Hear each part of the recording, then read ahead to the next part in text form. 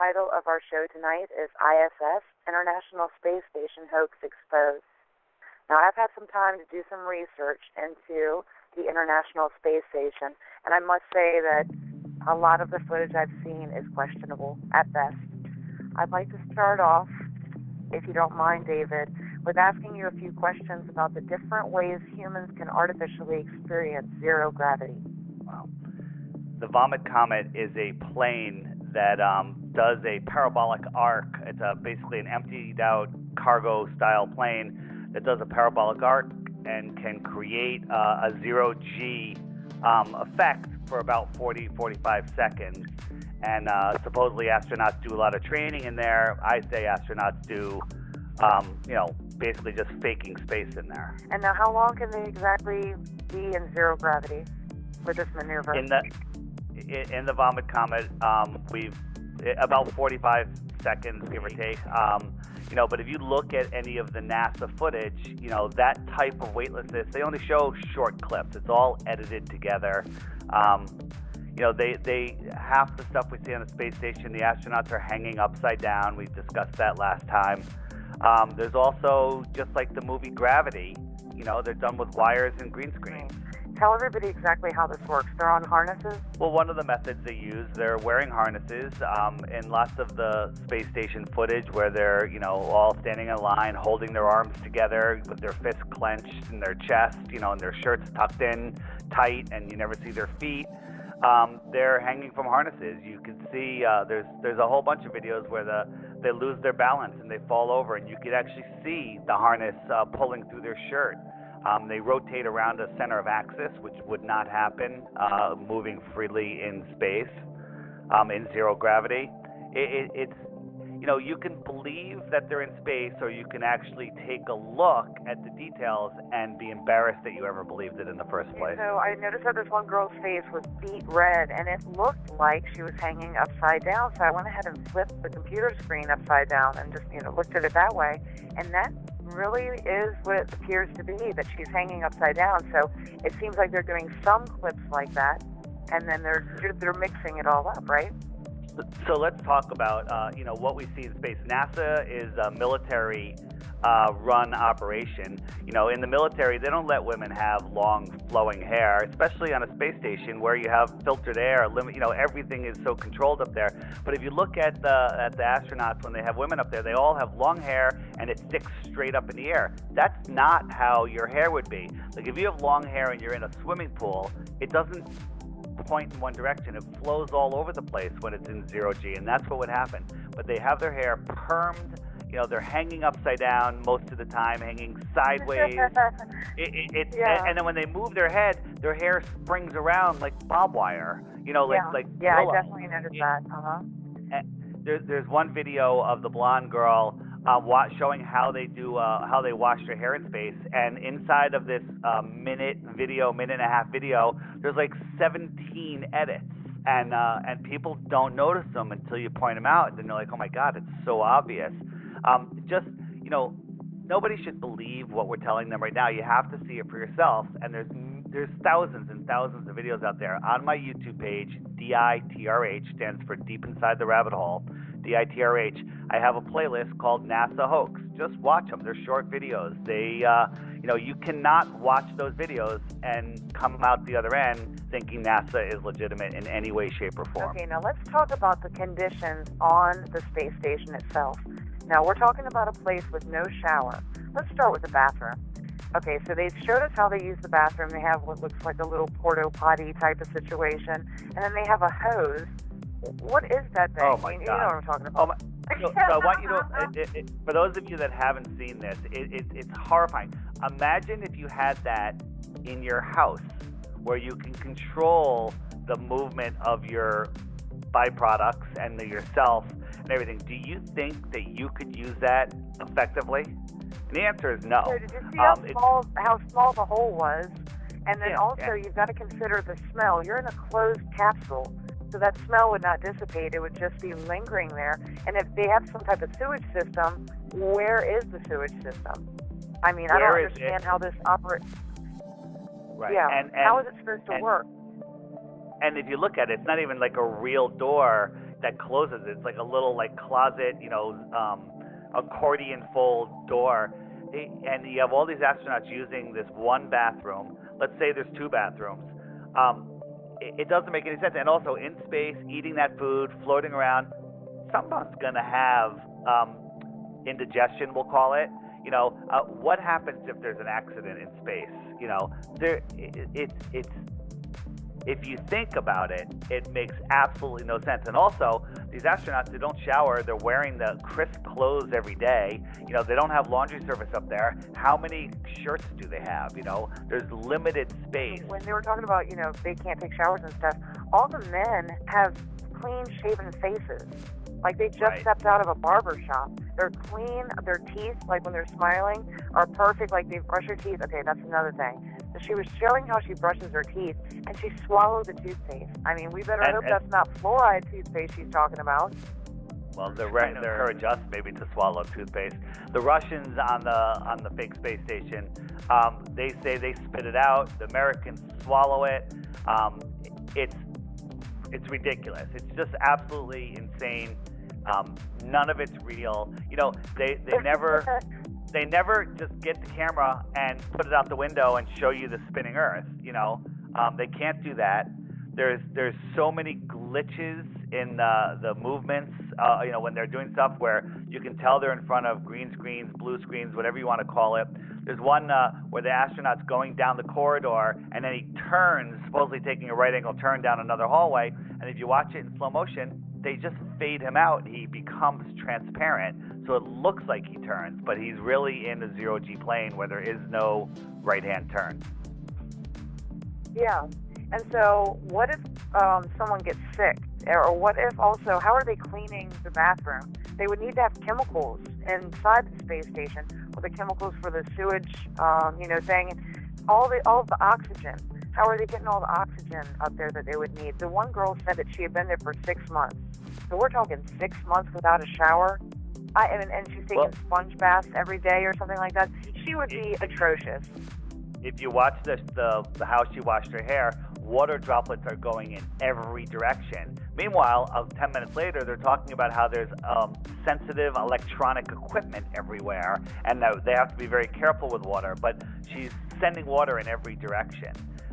It makes absolutely no sense. But the thing is, they don't even have to try because the world is sleeping, and they won't even look because we just trust. I used to have great pride for NASA.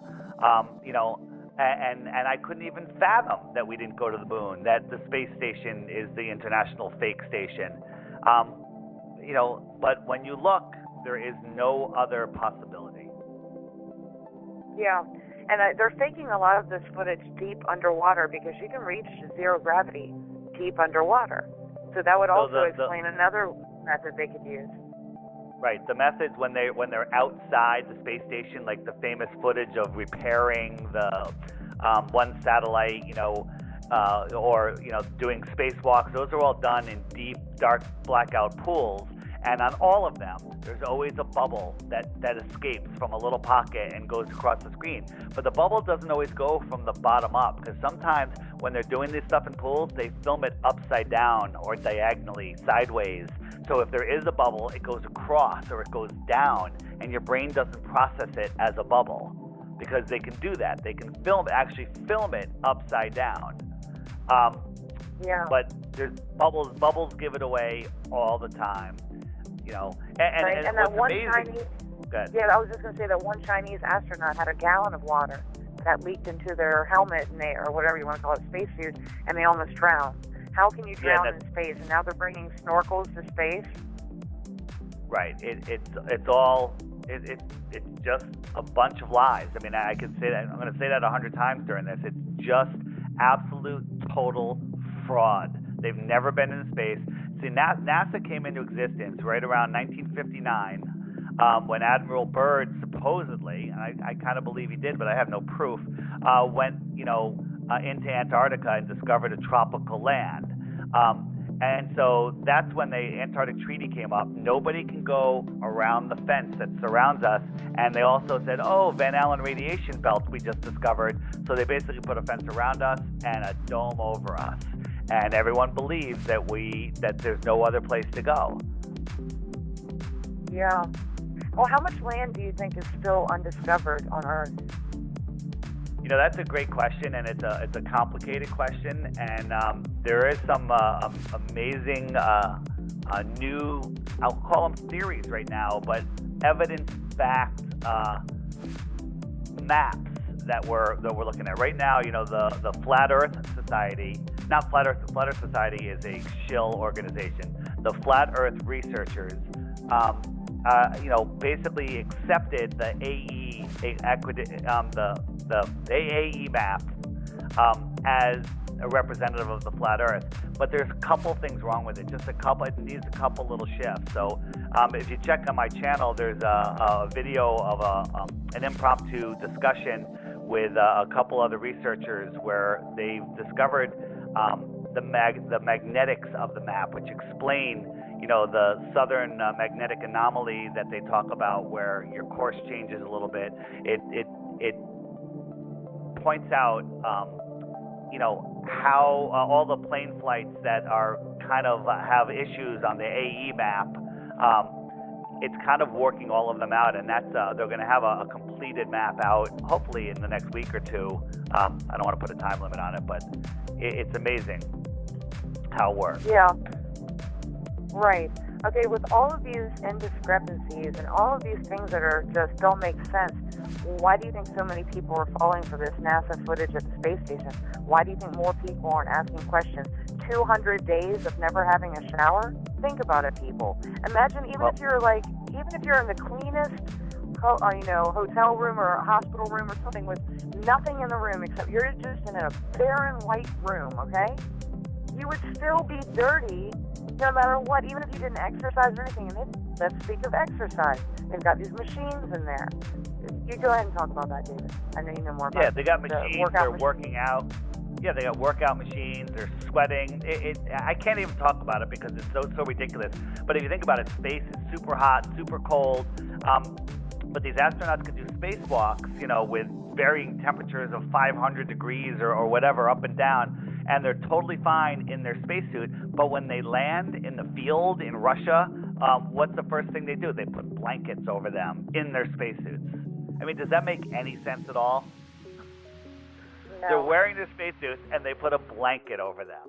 And we never see anything go into space or come out of space. We basically, on launches, we see a rocket go up, it does a parabolic turn, it goes out of sight, and then they switch to CGI cartoons of what's going on in space. And then when it's coming back, all of a sudden we see a cartoon until they show us a parachute. Nobody can go near it when it lands, and then all of a sudden they're the astronauts, coming out of a pod that was supposedly, thousands of degrees, where there's no scorch marks on it. It didn't burn the land that it landed on, or when it goes into the water, steam doesn't fly up. Every single thing is wrong with it. But you ask the question, how come so many people get away with it? And the answer is, most people are good people. They're trusting. They're people that wouldn't deceive people. And you base the way you look at other people on the way you are. So if you're a trusting person that believes in authority and thinks that people are out for your own good, you're going to trust them. The Rockefellers did a thing when they came up with allopathic medicine. They put the doctors in white coats because the white coat made everyone go, oh, you must know something. You're wearing a white coat, and that's why doctors wear white coats. It's just a perception thing. So when the president says we're going to the moon, Kennedy, and the news, talks about it and shows us fake footage, people just believe it. Okay, one of the things that I was having a problem with was the necklaces. So it seemed that all of the girls that were on the space station all had these dangly necklaces. Is that CGI? Because, how do they do that? Can you explain that? You know what, I can't explain it. I don't know how they do it, but if you watch the movie Gravity, it looks even better than that. So they know how to do it. It is CGI. I don't even know if they're wearing necklaces. Half the time the guy astronauts have two watches on, and one of them is dangling around, and the other one's pretty tight. I think that that's just CGI. But again, I say watch the movie Gravity. It wasn't filmed in space. One reporter actually asked at the screening, talking to the director, how long were the actors in space to film this? Right. Okay. So they can make it that believable with the help of Hollywood. Yeah, it's all done. It's all done with green screens, wires, and and they don't even do a good job. Watch some of those. All the videos are on my channel. Just watch them. They're short, and you'll. The first thing you got to do is drop your ego, because people don't like the truth when it disagrees with what they believed before, because it's very inconvenient. Yeah, I agree. I saw the guy's wires. I mean, I didn't really see them, but I could see his shirt was being pulled on either side, and he was also holding his legs up because he didn't have the strength to just dangle from the harness like the other guys. So he kept having to put his legs up. If he was really weightless, his legs would be able to dangle, and he could just hold himself with one of those many blue bars that are put throughout the thing. Okay, I want to talk about something. Okay, go ahead. No, I was just going to say, if they really wanted to try to prove it, and they might be able to fake this, but when they have 4 or 5 of them standing there on the space station, let's see them do-si-do, flip around each other, go over to the window, and point the camera out the window live and tell us where they are. That would be amazing, simple, and it should have been done a million times already. But never in the history of any space travel, from orbiting the Earth to landing on the moon, has a camera done a 180, let alone a 360, because they can't, because it's the fourth wall. There is no fourth wall. The camera has never done a 360, or I mean a 180, because they can't. It's fake. Right. Okay, I want to talk about space in general. What is space? I think most of us believe that space is the area above the sky that leads to the stars and the rest of the universe, and universes, multiverses, whatever you believe in. Science has told us that. What we're uncovering with this, I mean, the stuff that I've been uncovering, I don't know how much of it is true. I'm still in the researching stages. I do not claim to believe anything yet of anything. I don't even know who's spraying chemtrails on us after 5 years. So, anyways. So what is the firmament? Can you explain this to people? So, the term the firmament, I believe, comes from the Bible. And if you know anything about me, I'm very scientific my whole life. I believe the whole ball of wax. And whenever I'm listening to a show about anything, as soon as they bring up the Bible, religion, I switch the channel. Not interested. But since I discovered the true nature of our reality, I realized that this is not a speck that just happened by chance, that this is a designed system that we are in. And it has made me start listening to people that are talking about the Bible. But the Bible talks about, and I'm sure most of you have heard it, the God separated the waters from above from the waters below. Space is not a void, a vacuum like we're told. There's something above us, a dome or a layer that we cannot get through, whether it's energetic, whether it's glass of some type, whether it's crystal, whether it's plasma, liquid. I'm not sure, but there's a lot of evidence showing that it is some sort of plasma or liquid or somewhere in between that is what we call space. If you look at NASA, they have ships and captains. Everything they talk about in space is with naval terms. There's footage of the moon with the lunar wave. An amazing amateur photographer, Crow, CRROW 777 on YouTube. He has filmed the lunar wave, and a lot of people accuse him of faking it, but he's got a whole bunch of other people many times over the last 2 years or 3 years. They've filmed it other times, and it's pretty amazing. And if you ask me right now, I'd say the moon and the stars are inside of whatever you want to call it, the firmament, but space is liquid.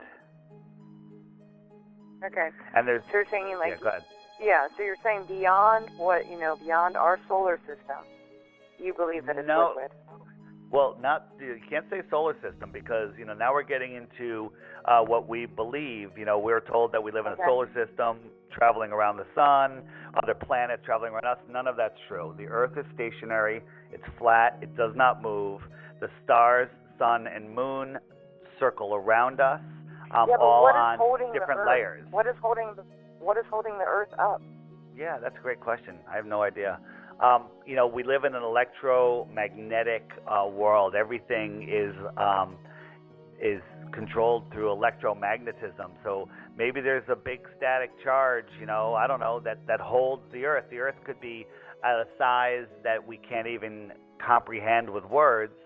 And on my channel, I have a video called Quantum Locking Meets the Electric Universe, or Flat Earth something about meets the electric universe, and basically it shows how a superconductor can be locked into a position over a magnetic circle and rotate over that circle in at whatever position you put it in. And the sun and the moon seem to be like an anode and diode, and they work together, and they could be quantumly locked into position. It's been proven. It can be shown in the laboratory. The heliocentric idea of gravity holding around cannot be proved. It cannot be demonstrated in any way, shape, or form, but the electromagnetic model can. Okay, so we are not allowed to fly over any of the poles, right? Correct. Okay, is it because it's impossible to do? Has it ever been done before? Well, no one's ever gone over what we call the South Pole. If Antarctica was a continent at the bottom of a globe with the center axis being the South Pole, we don't believe that that's the case. We believe that the Earth is flat, the center point is the North Pole, and if you go away from the North Pole in any direction, that's south, and it keeps on going. Now, and I call that the puddle that we live in, and some people have termed it puddle theory. With this new map that's coming out, with history, with stories about the Sumerians and the Atlanteans that disappeared, I believe that there's other puddles adjacent, not even thousands of miles away, adjacent, connected to our puzzle. I believe that we can actually sail there or fly there if we could navigate there. But the problem is, the map we live on is a magnetic map, and if you go like north from Hawaii, it brings you south. If you're looking at the map from above, because the course bends because we have bent magnetic fields. Again, there's a video on my YouTube page near the top for the new Flat Earth map, and it's you have to really watch it and then watch it again and think about it. But a lot of people are seeing the light in that map. Okay. In your research, have you found any connection to chemtrails and Flat Earth? Let's talk about chemtrails for a minute. Think about the spinning globe Earth and spraying chemtrails in an atmosphere, high pressure atmosphere with zero pressure vacuum of space that, for some magical reason doesn't suck the air out. None of that makes sense. If they're trying, let's assume right now that the main purpose of chemtrails is to control the weather. Are you on that boat? Or no, do you think that depopulation? Depopulation too, but are they? Do you think that they're using it to control weather also? Yes, geoengineering. Okay, so let's just look at the geoengineering part of it, because they do multifaceted faceted things. So if you look at it in the heliocentric spinning globe model, man, that's a really tough thing to do. You could fill the atmosphere up with these particles, but the whole atmosphere on the spinning ball doesn't even make sense if you think about it. It just doesn't work. But if the Earth was a flat plane and there was a liquid energetic dome above us, now basically you could look at it like a snow globe, like the Truman Show or whatever. Now that atmosphere is held in by this layer. So now you'd want to get, so you get the HARP array, an ionospheric heater, and by shooting all that energy up into space, it will expand want to call it the ionosphere or just the top of the atmosphere, close to the dome. If you pick a spot near the middle of the dome, which is Alaska, because it's in the Arctic Circle there, it's very close to the center of this dome that I believe we live in, and you fire a harp up into the air there, and it spreads it out. Essentially, you can push the entire atmosphere away from the center 360 degrees, or you can cool it off and let it pull back. So you have HARP heating up the center, which will move entire masses of air south in all directions. And then you can have other little ones that will push back or steer here or steer left or steer right. You push it back, and then as it's coming back up, you fire up another one in Kansas, in Puerto Rico, or whatever, and that will make things go around that. And easily, you can manipulate the weather in a dome. I don't see how it's possible. If you did that on a spinning ball, it's just going to go in every direction and then come right back in. But if it was in an enclosure, you could actually recreate that in a model that would work, but you can't recreate it on a spinning ball model. Does that make sense? Okay, when you say a dome, no. When you say a dome, do you mean a man-made dome, or do you mean a plasma dome, or do you just not know? It's a dome made by whoever it is that made the flat Earth that we live in. This is a intelligently designed system that we live in. Okay, so are you an atheist? I was. Well, are you now? Can't be. I realize the reality of where we live. This did not happen by chance. It's impossible. And it was created by a creator. Because this world was created for us.